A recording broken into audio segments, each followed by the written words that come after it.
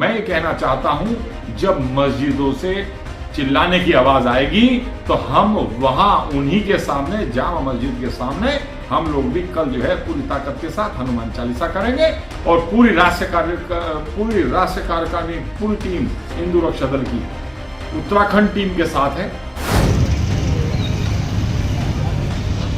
अंग्रेजों ने पेड़ों पे गले में फंदा डालकर इनको हजारों उलमाओं को जिन्होंने फांसी लगाने का काम किया, तब ये मुल्क आजाद हुआ। ये मुल्क आजाद ऐसे नहीं हुआ। आज हम यहाँ बैठे हैं, ये उन्हीं की देन है।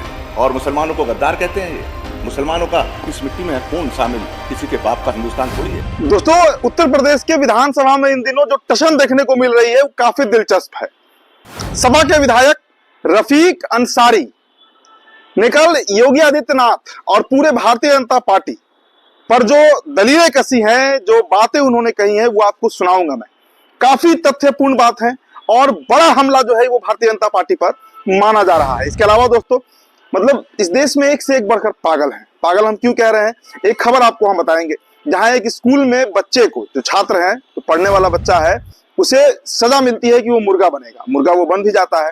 अब टीचर का जरा आप पागलपन देखिए। हम पागलपन क्यों कह रहे हैं, क्योंकि वो उस बच्चे के पीठ पर जाकर बैठ जाता है, अपना हाथी जैसा शरीर ले जाकर बैठ जाता है। उस बच्चे के दोनों पैर टूट चुके हैं। और सोचिए पागलपंती किस सीमा को पार कर रही है इस देश में, उसका एक उदाहरण है ये।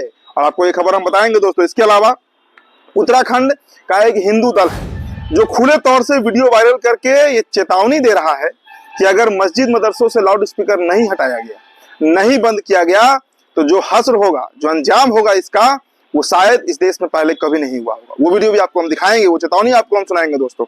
इसके अलावा दोस्तों, गोरखपुर की खबर तो हम लगातार आपको बता रहे हैं, जहां पर मस्जिद को गिराने की बात चल रही है। मुस्लिम पक्ष जो है वो कोर्ट पहुंचा है और ये बड़ी खबर है। इसके अलावा दोस्तों, एक कथावाचक है जो ब्राह्मण नहीं है, बाय मिस्टेक कथावाचक है, लेकिन जरूरी तो नहीं है कि वो ब्राह्मण हो।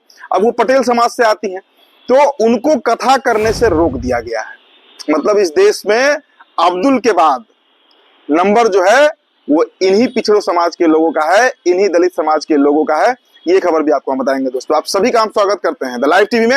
मेरा नाम उदित तारन है। द लाइव टीवी, सच सबसे आगे। पहली खबर दोस्तों रफीक अंसारी की है। रफीक अंसारी का ये वीडियो आपको देखना चाहिए। कल विधानसभा में क्या जबरदस्त उन्होंने बोला है। लंबा चौड़ा उन्होंने भाषण दिया। उन्होंने याद दिलवाया कि भाई, भारत के मिट्टी में मुसलमानों का खून भी मिला है। आजादी से लेकर अब तक भारत को सींचने का, संवारने का काम हमने भी किया है। आजादी दिलाने का काम हमने किया है। उलेमाओं को लेकर, मौलवी को लेकर, जिसको लेकर योगी काफी खराब बातें जो टीका टिप्पणी की गई थी, उसके एवज में उन्होंने जवाब दिया है और कहा है कि किसी के बाप का हिंदुस्तान थोड़े ना है। ये वीडियो आपको देखना चाहिए दोस्तों। इस उर्दू ने इनकलाब जिंदाबाद का नारा तमाम लोग लगाते हैं, लगाया है। ये उर्दू का शब्द है। हमारे मुल्लाओं को कटमुल्ला बोल दिया। हमने कहा मौलवी बना दो उनको सबको। मैं कहना चाहता हूँ, ये भूल गए इन्हीं उलमाओं ने, इन्हीं मौलानाओं ने, इन्हीं हाफिजों ने इस मुल्क को आज़ाद कराया था। लेके कराची से लेके देवबंद तक अंग्रेजों ने पेड़ों पे गले में फंदा डालकर इनको हजारों उलमाओं को जिन्होंने फांसी लगाने का काम किया, तब ये मुल्क आज़ाद हुआ। ये मुल्क आज़ाद ऐसे नहीं हुआ। आज हम यहाँ बैठे हैं, ये उन्हीं की देन है। और मुसलमानों को गद्दार कहते हैं। ये मुसलमानों का इस मिट्टी में खून शामिल, किसी के बाप का हिंदुस्तान थोड़ी है। चलिए, ये वीडियो आपने देखा, थोड़ा लंबा था लेकिन ये बहुत सटीक वीडियो था। ये जवाब दिया गया है योगी आदित्यनाथ के उस सवाल का, जिसमें उन्होंने कहा कि भाई, भाषाओं की अगर बात है तो हम अवधी को, ब्रज को, भोजपुरी को, हिंदी को, सबको सम्मिलित करेंगे, लेकिन जहां उर्दू का नाम आता है उन्हें मुल्ला कटमुल्ला समझ में आने लगता है। तो उसका ये मुंहतोड़ जवाब रफीक अंसारी जैसे विधायक दे रहे हैं। चलिए दोस्तों, अगली खबर आप देख लीजिए जरा।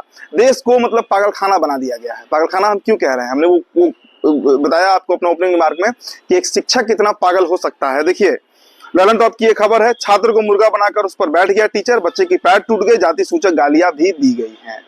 मतलब वो बच्चा अनुसूचित जाति का होगा, पिछड़ा समाज का होगा, दलित समाज का होगा। और देखिए दोस्तों, उसके ऊपर कैसा अत्याचार किया गया कि उस बच्चे को पहले मुर्गा बनाया गया, फिर टीचर महोदय जो है वो उस पर बैठ जाते हैं, उसके पैर तोड़ देते हैं, फिर उसे गंदी जाति सूचक गालियां भी दी जाती है। तो ये देश सच में एक अलग ही दिशा में आगे बढ़ रहा है। देखिए, ये खबर बड़ी नहीं है, लेकिन ये खबर चिंताजनक है। ये हमें सोचने को मजबूर करती है कि आखिर इस देश में हो क्या रहा है, क्यों लोग इतने मेंटली अजाइलम में पहुंच रहे हैं, क्यों इतने पागल होते जा रहे हैं लोग। दोस्तों अगली खबर देखिए, उत्तराखंड से है। पहले दोस्तों आपको हम एक वीडियो दिखाना चाहेंगे, और ये वीडियो जो है वायरल हो रहा है। इसमें धमकी दिया जा रहा है कि अगर मदरसों से, मस्जिदों से लाउड स्पीकर नहीं उतारा गया तो इसका अंजाम बहुत बुरा होगा। ये वीडियो देखिए दोस्तों आप। मैं ये कहना चाहता हूं, जब मस्जिदों से चिल्लाने की आवाज आएगी तो हम वहां उन्हीं के सामने, जामा मस्जिद के सामने, हम लोग भी कल जो है पूरी ताकत के साथ हनुमान चालीसा करेंगे। और पूरी राष्ट्रीय कार्यकारिणी, पूरी टीम हिंदू रक्षा दल की उत्तराखंड टीम के साथ है। और अगर उस टीम को कोई परेशानी आती है तो मैं तुरंत यहां से निकलूंगा, अपनी टीम को ताकत देने का काम करूंगा, लेकिन जिहादियों द्वारा अपने हिंदू परिवारों को प्रताड़ित नहीं होने दूंगा। और फिर मैं पुनः दोबारा कहना चाहता हूं, हिंदू रक्षा दल की उत्तराखंड की टीम अपने आप को बिल्कुल असहाय ना समझे, हम पूरी ताकत के साथ उनके साथ हैं। चलिए, तो प्रशासन को चिढ़ाते हुए प्रशासन के सामने खुले तौर से धमकी दिया जा रहा है कि जल्द से जल्द जो लाउड स्पीकर है उसे हटा लिया जाए। दोस्तों आपको गोरखपुर की एक तस्वीर हम दिखाना चाहेंगे। गोरखपुर की क्या खबर है, देखिए मस्जिद कमेटी जो है वो अब कोर्ट पहुंचने की तैयारी कर रही है। मस्जिद कमेटी ने साफ कर दिया है कि हम कोर्ट पहुंचेंगे। गोरखपुर में 3 मंजिला मस्जिद को 15 दिन में ध्वस्त करने के आदेश पर मुस्लिम पक्ष पहुंचा कोर्ट। मुस्लिम पक्ष के अहमद ने बताया कि 15 फरवरी को जीडीए में सुनवाई में उपस्थित होकर पक्ष रखा गया था। उसके पूर्व 14 फरवरी को डाक के जरिए यानी पोस्ट के जरिए भी लिखित जवाब दाखिल कराया गया था। नगर आयुक्त के प्रस्ताव पर नगर निगम बोर्ड ने 24 गुना 26 फुट जमीन मस्जिद बनाने के लिए 6वीं निगम बोर्ड बैठक में देने के लिए अनुमोदन किया था। जमीन नगर निगम बोर्ड की सहमति से मिली थी। 60 मीटर के अंदर में निर्माण के लिए नक्शा पास कराना आवश्यक नहीं होता है। उसके बावजूद नक्शा ना पास कराकर निर्माण करने को लेकर जीडीए की तरफ से नोटिस दी गई है। और अब यह मामला जो है दोस्तों वो कोर्ट पहुंच रहा है, क्योंकि मुस्लिम पक्ष कह रहा है कि भाई हमने कौन सा गैर कानूनी काम कर दिया, और मात्र 15 दिन का समय दिया जाता है, 5 दिन का समय दिया जाता है। मतलब आप कोर्ट तक पहुंच भी ना पाए, इसका पूरा पुख्ता इंतजाम करके प्रशासन जो है वो नोटिस जारी करती है। दोस्तों अब आपको एक हम खबर बताते हैं। खबर देखिए आप जरा सा, पहले इस महिला को देखिए, इस युवती को देखिए। ये कथावाचक बताती है खुद को। अब इनका कहना है कि ब्राह्मण नहीं तो कथा नहीं कर सकती, कथावाचक को कथा करने से रोक दिया गया है। तो आप समझ सकते हैं कि देखिए इस देश में अभी तो टारगेट मुसलमान हो रहे हैं, लगातार टारगेट पे हैं, हर रोजाना आपको खबर हम बताते हैं।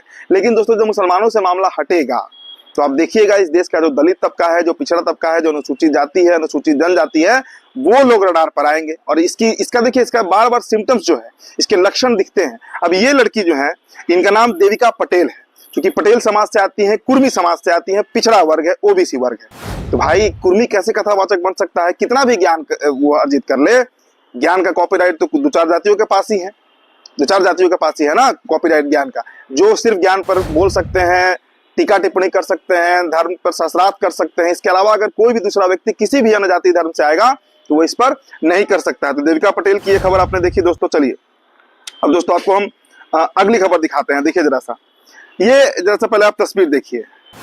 देखिए बैरिकेडिंग के चलते बीजेपी नेता ने रास्ते में तोड़ा दम। देखिए खबर है कि लापरवाही ने अयोध्या के भाजपा नेता डॉक्टर बीडी द्विवेदी की जान ले ली। मृतक के परिजनों का कहना है कि प्रशासन द्वारा जगह जगह लगाए गए बैरिकेड से कारण वे समय पर अस्पताल नहीं पहुंच सके, इसलिए उनकी मौत हो गई। उनका कहना है कि वे पुलिस अधिकारियों से बैरियर खोलने की गुहार लगा रहे थे, लेकिन बैरियर करीब 1 घंटे से 15 मिनट तक बंद पड़ा था। देखिए अयोध्या में जिस तरीके से प्रशासन का रवैया है पूरे उत्तर प्रदेश में, आप प्रयागराज के यहाँ उदाहरण ले लीजिए, अयोध्या का ले लीजिए, वहां पर प्रशासन किसी की सुनती ही नहीं है, चाहे जान चली जाए, और जान चली गई। ये जो नेता है बीडी द्विवेदी ब्राह्मण ही है, भाजपा के कोर सपोर्टर नेता रहे हैं, भाई संघी पृष्ठभूमि के व्यक्ति रहे हैं, इनकी जान चली गई। कारण क्या था कि जिस रास्ते पर जा रहे थे वहां बैरिकेड लगा था। आनंद फानंद में काफी प्रयास किया गया कि वो रास्ता खुल जाए, लेकिन वो नहीं खुल पाता है और अंतोगत्वा इन्हें अपनी जान गंवानी पड़ती है। दोस्तों एक और खबर आपको हम दिखाते हैं। देखिए यूपी की खबर है, जौनपुर परीक्षा केंद्र पर छात्राओं से हिजाब उतारने के लिए कहा गया। छात्राओं ने 10वीं की परीक्षा छोड़ दी, बिना पेपर दिए ही 4 छात्राएं जो है वो घर लौट गई। तो मतलब उत्तर प्रदेश में ये तो बहुत साधारण सी खबर है, कोई बड़ा खबर मुझे नहीं लगता है कि उत्तर प्रदेश में इस तरह की कार्रवाई लगातार हो रही है। 10वीं की परीक्षा चल रही है और वहां पर हिजाब पहनकर जब 4 मुस्लिम छात्राएं जो है वो परीक्षा देने पहुंचती हैं तो कहा जाता है कि भाई आप हिजाब उतार दीजिए। अब उसके एवज में वो महिलाएं, वो छात्राएं जो है वो तैयार नहीं होती हैं और अंत में उन्हें परीक्षा छोड़ना पड़ता है और परीक्षा छोड़कर वो ताव में आकर, गुस्से में आकर घर लौट जाती हैं। तो 1 साल तो उनका बर्बाद हो गया। चलिए फिलहाल इस रिपोर्ट में इतना ही। बहुत बहुत शुक्रिया। द लाइव टीवी सच सबसे आगे।